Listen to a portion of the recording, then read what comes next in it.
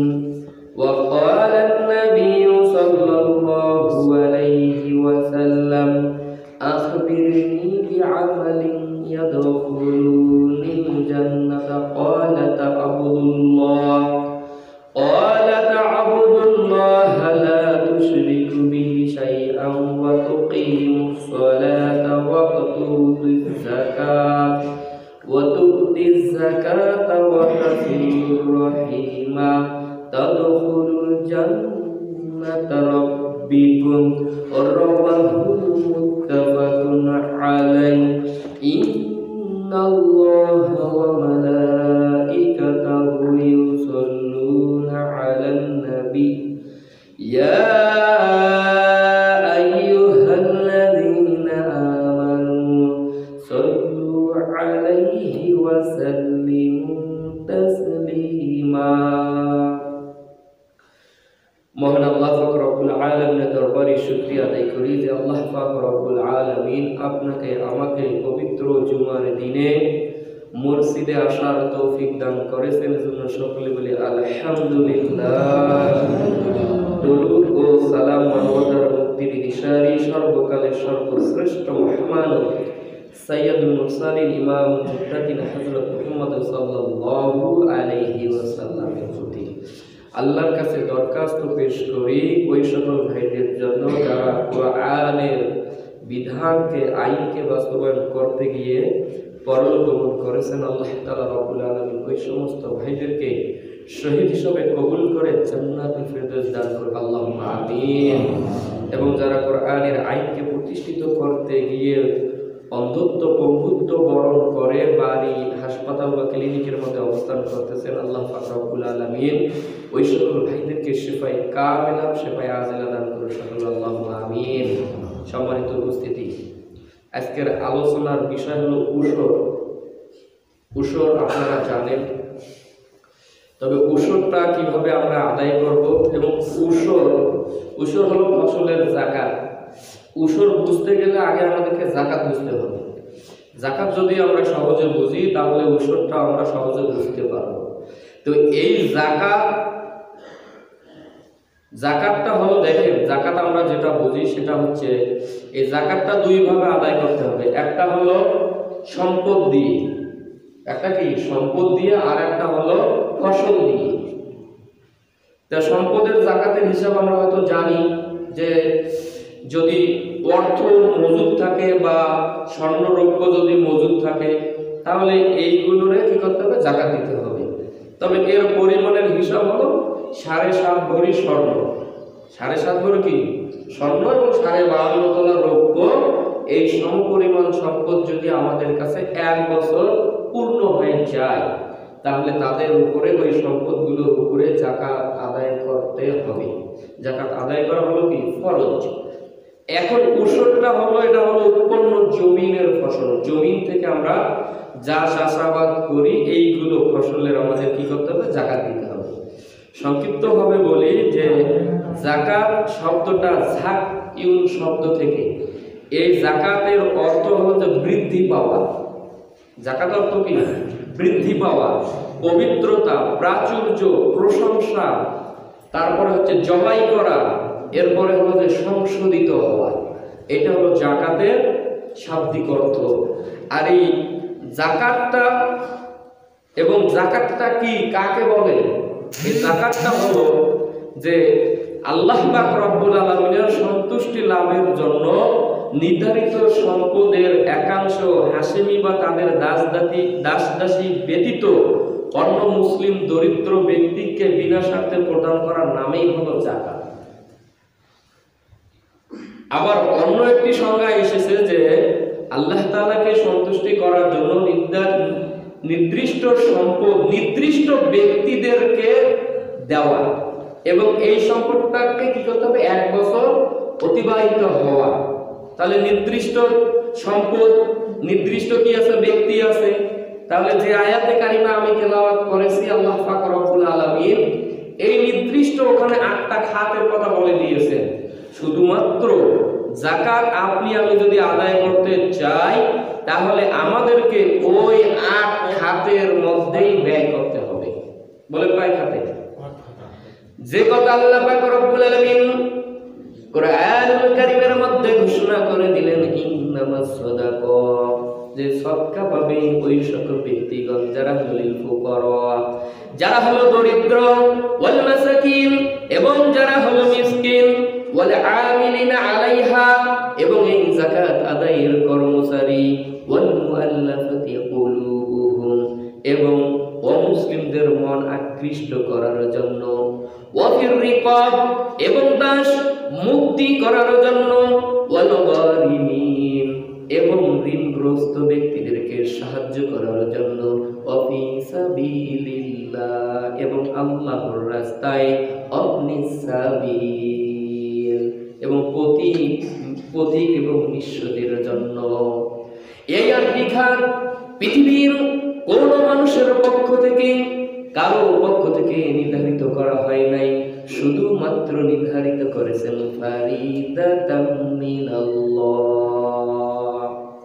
এই 8টা খাত একমাত্র নির্ধারিত করে দিয়েছেন মহান আল্লাহ পাক রব্বুল আলামিন।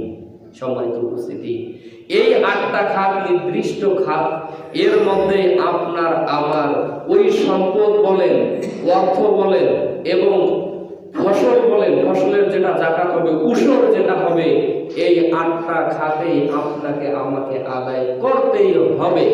আর যদি দেখা গেল আমি আমার নির্ধারিত সম্পদগুলোর মধ্য থেকে আমি এই 8 খাতে ব্যয় করলাম না, তাহলে আপনার যাকাত আদায় হবে না।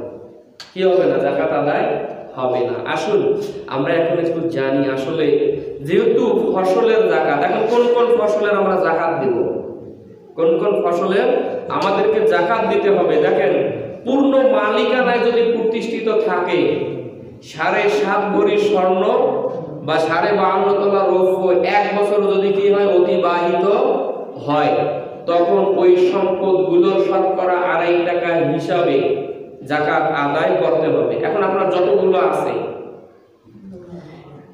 এরপরে হলো নিসাব পরিমাণ সম্পদ এবং এটা না, নগদ অর্থ। নগদ কি? অর্থ, পশু বিক্রি করার যে সম্পদ আসবে, স্বর্ণ বা রূপা, ব্যবসার পণ্য, ফসল বা ফসল, খনিজ সম্পদ, মধু এবং গুপ্তধন, এইগুলো হলো ফসল। এইগুলো ফসলের কি করতে হবে? যাকাত আদায় করতে হবে। আর যেগুলো সম্পদের 1 বছর পূর্ণ হওয়ার কোনো শর্ত নাই। এখন তো আমি ডাইরেক্টলি যদি আপনাদেরকে বলে যে শর্ত দিয়ে দিলাম 1 বছর পূর্ণ হওয়া লাগবে, কিন্তু আপনার ধান তো জমিতে আপনি বছরে 2 বার চাষ করবেন নাকি, তখন কি কোনটা আপনি আদায় করবেন? এজন্য যেসব ফসলের বছর পূর্ণ হওয়ার শর্ত নাই, যেমন হলো ফল এবং ফসল। ফল বলতে গাছে না ধরে, এবং ফসল যেগুলো জমিনে আমরা চাষাবাদ করি। এরপর হলো খনিজ সম্পদ, গুপ্তধন, এগুলো পাওয়া যায় না, ভরি ভরি সম্পদ পাওয়া যায়। এবং বাণিজ্যিক খামারের মাছ, আপনি মাছ চাষ করলেন পুকুরে কিন্তু ব্যবসায়ের উদ্দেশ্যে, তাহলে এই মাছের কি করতে হবে? আপনার যাকাত দিতে হবে। এবং মধু, যদি কেউ মধুটাকে বিজনেস আকারে নেয়, ব্যবসার উদ্দেশ্যে নেয়, তাহলে এটারও কি করতে হবে? যাকাত দিতে হবে। যাকাত দিবেন কিভাবে? যাকাতের বিষয় আল্লাহর নবী সাল্লাল্লাহু আলাইহি ওয়াসাল্লাম হাদিস শরীফের মধ্যে ঘোষণা করে দিয়েছেন যে সকল জমিগুলো স্বভাবতই উর্বর হয় বা নদীর কিনারায় হয়, তাহলে এগুলো তো সেচ দেওয়া লাগে না। তাহলে এই জমি থেকে হলো 10 ভাগের 1 ভাগ, 10 ভাগের 1 ভাগ। ভালো করে আলোচনা শুনেন, শেষে কিন্তু আমি এইগুলো আপনার কাছ থেকে শুনবো, ঠিক আছে? তাহলে 10 ভাগের 1 ভাগ। আপনার যদি ওরকম থাকে জমি, আপনি ধান চাষ করলেন, 100 মণ ধান পাইলেন, তাহলে আপনাকে 100 মণে কত মণ দেওয়া লাগবে? 10 মণ। আর যদি জমিটা উর্বর না হয়, সেচ দেওয়া লাগে, ইঞ্জিন চালিত মেশিন খরচ করে, টাকা পয়সা খরচ করে চাষ করা লাগে, তাহলে হলো 20 ভাগের 1 ভাগ। কত ভাগ? 20 ভাগের 1 ভাগ। তা আপনার 100 মণ ধান হয়েছে, এবার আপনি কয় মণ দিবেন? 5 মণ দিবেন। কত মণ? 5 মণ। এটা হলো সহজ, একবারে স্পষ্ট হিসাব। সহজ কি? স্পষ্ট হিসাব। আচ্ছা, আমরা এখন কুরআনুল কারীম থেকে শুনি আসলে এই জমির ফসলের যাকাতের বিষয় আল্লাহ পাক রব্বুল আলামিন কি ঘোষণা করে দিয়েছেন।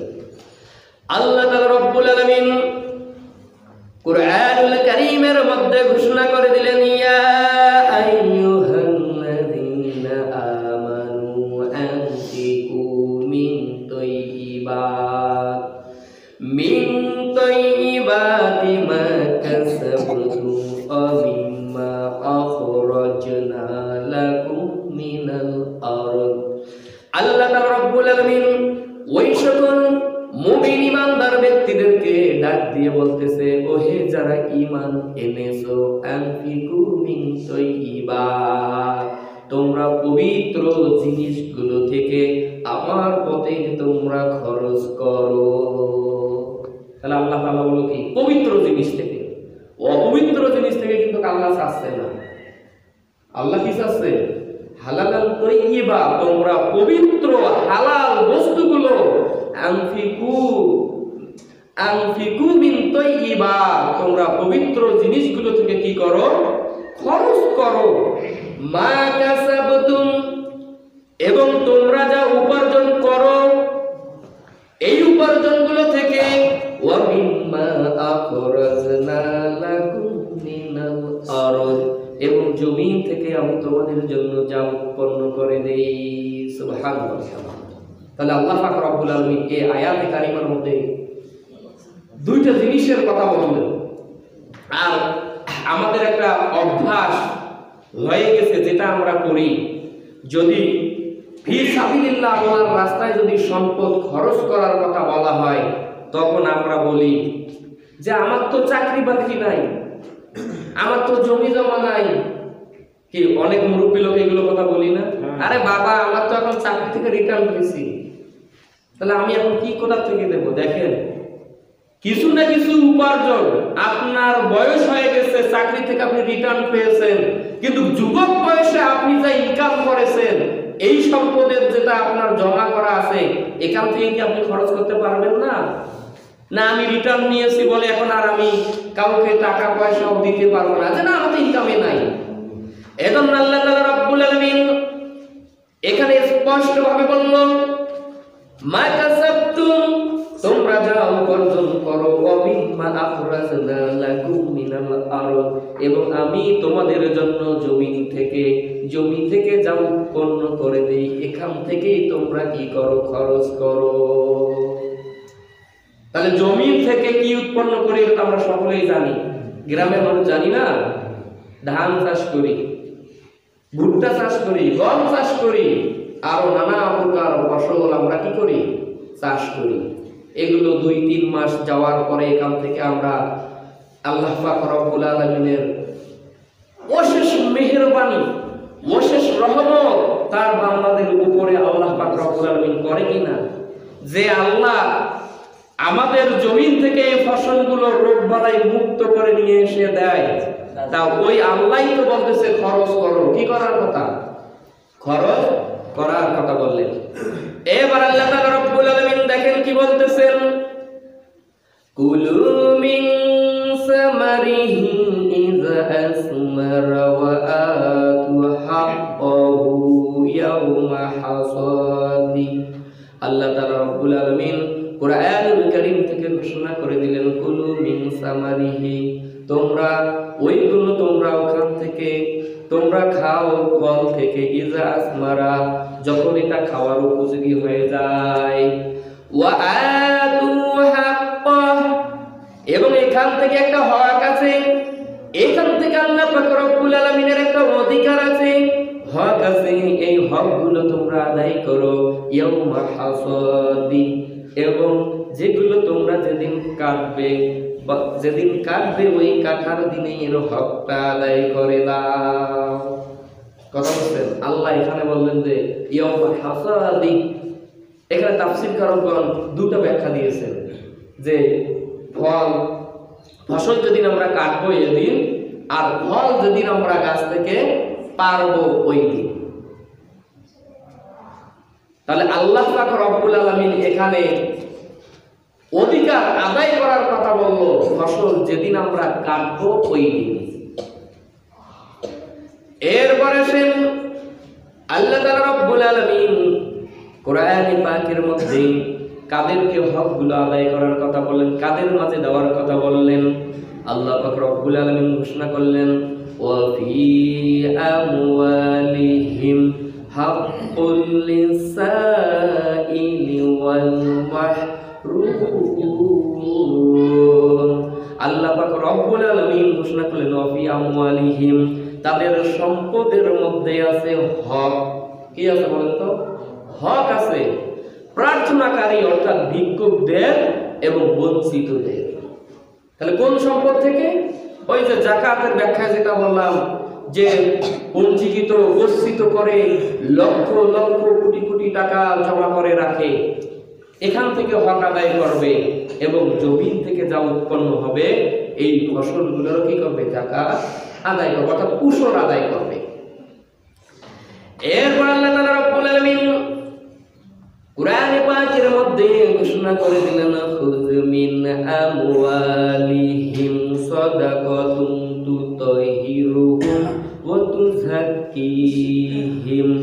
আল্লাহ তাআলা রব্বুল আলামিন ঘোষণা করে দিলেন, তোমরা তাদের কাছ থেকে, তাদের সম্পদ থেকে তোমরা সদকা গ্রহণ করো। সুবহানাল্লাহ। তাহলে আল্লাহ বলল কি? যে তাদের কাছ থেকে। এখন দায়িত্বশীলদের কাছে আসেন, যারা আমরা দায়িত্বশীল আছি তাদেরকে বলতেছে যে ওনার অনেক সম্পদ আছে, কোটি কোটি লক্ষ লক্ষ টাকা আছে, এই যে জমি আবাদ করতেছে, বিঘা বিঘা জমি ধান, 100, 150, 200, 500, 1000 মণ ধান চাষ করতেছে। তাহলে এখন বলতেছে তাদের কাছ থেকে তোমরা কি করো? সদকা গ্রহণ করো। এই সদকা গ্রহণ করার মধ্য দিয়ে কি কি হবে? তুতাহিরুহুম, সম্পদগুলো পবিত্র হবে। সুবহানাল্লাহ সুবহানাল্লাহ বিহামদিহি। এবং তারা পবিত্র হবে, ওয়া তুযাক্কিহিম, এবং তাদের সম্পদগুলো কি হবে? পবিত্র হয়ে যাবে। সুবহানাল্লাহ। তা আল্লাহ পাক রব্বুল আলামিন কোরআনুল কারীমের মধ্যে এই যে জমি থেকে আমরা যেটা চাষাবাদ করতেছি, এই চাষাবাদগুলোরও ফসলের কথাও কোরআনে আছে না নাই? আছে তো কোরআনে। তা আল্লাহ পাক রব্বুল আলামিন কোরআনে এই ফসল, জমি থেকে উৎপন্ন ফসল আমাদের যা হবে এগুলো কি করতে হবে? বলেন, যাকাত দিতে হবে। হিসাব কি? যদি যেটা আগে বললাম উর্বর জমি হয়, সেচ করা না লাগে, তাহলে এখান থেকে 10 মণে 1 মণ। আর যেখানে খরচ বেশি হয়, শ্যালো মেশিন চাষ, পানি দিতে হয়, সেচ দিতে হয়, এখান থেকে 20-এ 1। আচ্ছা, এই আল্লাহ পাক রব্বুল আলামিন এই কোরআনুল কারীমের মধ্যে এই যাকাতের কথা দেখেন, নামাজ, যাকাত, জিহাদ ফি সাবিলিল্লাহ, মানে কোরআনে মানুষের প্রয়োজন হবে এমন কোন কথা আল্লাহ কি বাদ দিচ্ছে? দেয়নি। তাই যে নামাজ, যারা আকিমুস সালাত, যারা নামাজ কায়েম করার আন্দোলন করবে, এদের এই কাজ হলো কি? ওয়া আতাউজ যাকাত, তারাই যাকাত প্রতিষ্ঠা করার জন্য কাজ করবে। তো আমাদের এই বাংলাদেশের মধ্যে যাকাত ভিত্তিক অর্থনৈতিক ব্যবস্থা আছে কি? নাই। তো এটা নাই, এটা করার জন্য কাজ আমাদেরই করতে হবে। দেখেন, যদি আমরা এই সম্পদগুলোর ফসলের যদি আমরা উসর না দেই এবং সম্পদেরও যদি যাকাত আদায় না করি, এর শাস্তির কথাও কিন্তু আল্লাহ তাআলা কোরআনের মধ্যে স্পষ্টভাবে বলে দিয়েছেন। আর আমাদের নবী হযরত মুহাম্মদ সাল্লাল্লাহু আলাইহি ওয়াসাল্লাম অসংখ্য হাদিসের মধ্যে এর শাস্তির কথা তিনি ঘোষণা করে দিয়েছেন। আল্লাহর নবী সাল্লাল্লাহু আলাইহি ওয়াসাল্লাম নাসাই হাদিস গ্রন্থের মধ্যে হাদিসটি এসেছে, ইয়েমেনের একজন মহিলা খেদমতের জন্য হাজির হয়ে গেল, কিন্তু তার হাতের মধ্যে ছিল সোনার 2টি মোটা কঙ্কন। নবীজি সাল্লাল্লাহু আলাইহি ওয়াসাল্লাম ওই মহিলাকে জিজ্ঞাসা করলো, তোমার হাতের মধ্যে যে কঙ্কন আছে, এই কঙ্কনের তুমি কি যাকাত আদায় করো? সে বলল যে না, আমি এই সম্পদের কোনো যাকাত আদায় করি না। নবীজি সাল্লাল্লাহু আলাইহি ওয়াসাল্লাম ওই জনৈকা মহিলাকে বলল, তুমি যদি এই কঙ্কন অর্থাৎ এর যদি যাকাত আদায় না করো, তাহলে কিয়ামতের ময়দানে তোমার গলায় 2টা আগুনের কঙ্কন পরিয়ে দেওয়া হবে। বলেন নাউযুবিল্লাহ। এখন এই মহিলা শোনার পরে নবীজি সাল্লাল্লাহু আলাইহি ওয়াসাল্লামের সামনে তার কঙ্কন দুটো খুলে আল্লাহর রাসূলের সামনে দিয়ে দিল। বলে সুবহানাল্লাহ, বলেন না? তাহলে এটা হলো শাস্তি। এগুলো কি শাস্তি? দেখেন, আমরা মিরাজের ঘটনা অনেকেই জানি না? মিরাজের ঘটনা শুনে শুনে কোনো কোনো সময় চোখ দিয়ে পানি অঝরে ফেলি না? কিন্তু মিরাজের কিছু শিক্ষা আমাদের জন্য আছে, জীবনের পরিবর্তন ঘটানোর জন্য কিছু শিক্ষা আছে, কিন্তু যে শিক্ষাগুলো আমরা গ্রহণ করি না। বিশ্বনবী সাল্লাল্লাহু আলাইহি ওয়াসাল্লাম মিরাজের রজনীতে যখন চলে গেলেন, জান্নাত যখন পরিদর্শন করলেন, জান্নাত থেকে আসার পরে এবং জাহান্নামের মধ্যে চলে গেলেন, তিনি দেখতে পেলেন এমন কিছু লোকের সামনে পিছনে বস্ত্র লটকানো আছে। জিবরাইল আলাইহিস সালাতু ওয়াস সালামকে জিজ্ঞাসা করলেন, ও ভাই জিবরাইল, এরা কারা? এদেরকে কেন এই শাস্তিগুলো দেওয়া হচ্ছে? এরা হচ্ছে আপনার উম্মতের মধ্যে একদল লোক যারা সম্পদের যাকাত আদায় করত না। মানে এখানে ঘটনা এসেছে যে কাঁটাযুক্ত খাবার তাদেরকে দেওয়া হচ্ছে এবং তারা উট এবং জন্তুর মতো জাহান্নামের কাঁটাযুক্ত খাবারগুলো তারা খাচ্ছে। তো দুনিয়াতে যেমন সম্পদের যাকাত আদায় করে নাই, ফসলের উসর আদায় করে নাই, এরকমই শাস্তি তাদেরকে দেওয়া হচ্ছে। এবং বুখারীর বর্ণনায় একটি হাদিস এসেছে, নবীজি সাল্লাল্লাহু আলাইহি ওয়াসাল্লাম বললেন যে যারা সম্পদের যাকাত আদায় করে না, কিয়ামতের ময়দানে আল্লাহ তাআলা রব্বুল আলামিন ওই ব্যক্তির গলায় বিষধর অজগর সাপকে পেঁচিয়ে দিবে। আর পেঁচিয়ে দেওয়ার পরে ওই সাপটা এভাবে করে চলে আসবে সামনে, বলবে আনা মালুকা আলা আনা কানজু, আমি তোমার গর্জিত সম্পদ, আমাকে এখন তুমি ভক্ষণ করো। নাউযুবিল্লাহ। এটা হলো কি? এইগুলো হচ্ছে সম্পদের যদি আমরা কি না করি, যাকাত আদায় না করি। এরপরে দেখেন তাফসিরে মারিফুল কোরআনের বর্ণনায় এসেছে, ইবনে মাজাহ হাদিস, নবীজি সাল্লাল্লাহু আলাইহি ওয়াসাল্লাম বলতেছেন যে সম্প্রদায়, যে সমাজের মধ্যে, যে দেশের, এখানে কম বলতে হলো জাতি, গোষ্ঠী, গোত্র, সম্প্রদায়, রাষ্ট্র, আপনি যেদিকে নেবেন ওদিকেই যাবে। কোন সমাজ সম্প্রদায়ের লোকেরা যদি সম্পদের যাকাত আদায় না করে, তাহলে আল্লাহ পাক রব্বুল আলামিন আসমানের বৃষ্টি বন্ধ করে দেয়।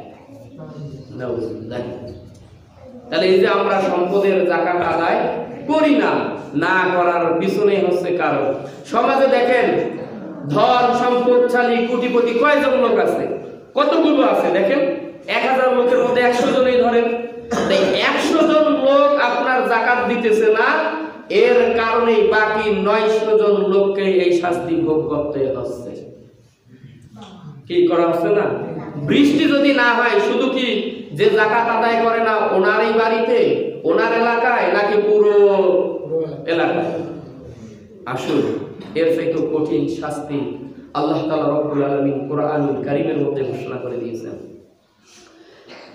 আল্লাহ তাআলা রব্বুল আলামিন বলেন, ওয়াল্লাযীনা ইয়াকনিজুনাজ যাহাবা ওয়াল ফিদ্দা, এবং যারা জমা করে রাখে স্বর্ণ এবং রূপা, ওয়ালা ইউনফিকুনাহা ফি সাবিলিল্লাহ, কিন্তু আল্লাহর রাস্তায় এই সম্পদগুলো তারা খরচ করে না, ফাবাশশিরহুম বিআযাবিন আলীম, আল্লাহ তাআলা রব্বুল আলামিন বলেছেন তাদেরকে যন্ত্রণাদায়ক, কষ্টদায়ক শাস্তির সুসংবাদ দিয়ে দাও।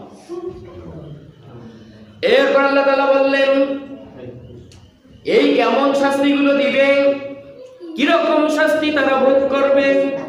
আল্লাহ তাআলা রব্বুল আলামিন বললেন, ইয়াউমা ইউমা আলাইহা ফি নারি জাহান্নাম, আল্লাহ তাআলা রব্বুল আলামিন বললেন এই তাদের সম্পদগুলোকে জাহান্নামের আগুনের মধ্যে উত্তপ্ত করা হবে। কি করা হবে? তাদের এই সম্পদগুলো যেগুলো জমা করে রাখতেছে, কিন্তু আল্লাহ তাআলা রব্বুল আলামিনের পথে, আল্লাহর পথে সম্পদকে খরচ করতেছে না, এই সম্পদগুলো জাহান্নামের আগুনের মধ্যে গরম করা হবে। এবং গরম করার পরে কি শাস্তি? ফাতুকুয়া বিহা জিবাহুম ওয়া জুনুবুহুম ওয়া যুহুরুহুম, এই সম্পদগুলো গরম করে তাদের কপালের মধ্যে সেক দেওয়া হবে, তাদের পাশে সেক দেওয়া হবে, পিঠের মধ্যে সেক দেওয়া হবে। কথা কি বুঝতেছেন? যে সম্পদ জমা করে রাখতেছি, এবং আল্লাহ তাআলা রব্বুল আলামিন বলতেছেন, হাযা মা কানাজতুম লিআনফুসিকুম, এই সম্পদগুলো যেগুলো তারা জমা করে রেখেছিল যে নিজেদের জন্য, ফাযুকু মা কুনতুম তাকনিসুন। এবার আল্লাহ তাআলা বলবে, না এখন এর স্বাদগুলো তোমরা গ্রহণ করো, যেগুলো সম্পদ তোমরা কি করে রেখেছিলে, জমা করে রেখেছিলে। সম্মানিত উপস্থিতি, তা আজকের এই সম্পদ, দুনিয়ার সম্পদ আমরা খুব কিন্তু জমা করে ব্যাংক ব্যালেন্স, অট্টালিকা সবকিছুই করতেছি, কিন্তু আল্লাহর পথে আমরা কোনো সম্পদ খরচ করতে মন খুলে খরচ করি না। একটা বিষয় আপনাদের কাছে শেয়ার করি, যে বিষয় হলো যাকাত, ঔষধ, এটা হিসাব করার জিনিস, হিসাব করে এটাকে দিতে হবে। বলেন কি করে? হিসাব করে আদায় করতে হবে। আর যেটা দান আপনি করবেন, দান করবেন, সদকা করবেন, এটা বিয়ে হিসাব, এর কোনো হিসাব নাই। তা আমরা নামাজ তো সবাই পড়ি কি না? আচ্ছা, নামাজটা কি জন্য পড়ি বলেন তো? জাহান্নামের আগুন থেকে বাঁচার জন্য। হজ করি আল্লাহর সন্তুষ্টি অর্জন করার জন্য। দান সদকাও করি আল্লাহকে কি করার জন্য? সন্তুষ্টি করার জন্য। এই দান সদকা যতগুলো ইবাদত আমরা করি, এই মসজিদে আমরা হাজার হাজার টাকা দান সদকা করি না? করি। দেখেন আল্লাহ পাক রব্বুল আলামিন কোনটা কবুল করবে এটা জানার দরকার আছে না? আল্লাহ পবিত্র যেটা জিনিস এটাই কবুল করবে, কিন্তু অপবিত্র, হারাম, এটা আল্লাহ কবুল করবে না। আর যে শরীরটা আমরা গঠন করতেছি, এই দেহটা করি নাই? এখন কত হালাল খাইছি, হারাম খাইছি। যারা আমরা হারাম খেয়ে শরীর গঠন করছি, আল্লাহ রাসূল সাল্লাল্লাহু আলাইহি ওয়াসাল্লাম হাদিসের মধ্যে বললেন, লা ইয়াদখুল জান্নাতা জাসাদুন গুজিয়া বিল হারাম। লা ইয়াদখুলুল জান্নাত, প্রবেশ করবে না। কি করবে না বলেন তো? প্রবেশ করবে না। জাসাদুন গুজিয়া বিল হারাম, যে দেহটা, যে শরীরটা গঠিত হয়েছে হারাম দিয়ে। বলেন তো কি দিয়ে? আরেকটু ঘটনায় আসি। আপনি জমির ধান পাইছেন 500 মণ। কত মণ বলেন তো? 500 মণ। 20 মণে 1 মণ করে যদি বাহির করেন, কত মণ আলাদা করতে হবে? 500 মণে 25 মণ। দেখেন হিসাব। আপনি আমি যদি ওই 500 মণ থেকে 25 মণ আমি আলাদা করলাম, তাহলে বাকি 475 মণ আপনার জন্য, আপনার পরিবারের জন্য, আপনি যাকে যাকে যে খাতে দান সদকা করবেন, সকলের জন্য হলো এটা হালাল। বলেন কি? হালাল। কয় মণ বাহির করছি? 25 মণ বাহির করলাম। বাকি 75 মণ আমার জন্য, আমার পরিবারের জন্য, সব কোনটাই হালাল। বলুন সুবহানাল্লাহ। এখন ধান পাইলাম 100 মণ। কত মণ? 100 মণ ধান পাইলাম। এখন এই 100 মণ ধানের মধ্যে দেখা গেল নাম সাম আমি 2-1 মণ ধান দিয়ে দিলাম, 2 মণে দিলাম, কিন্তু হিসাব করি নাই।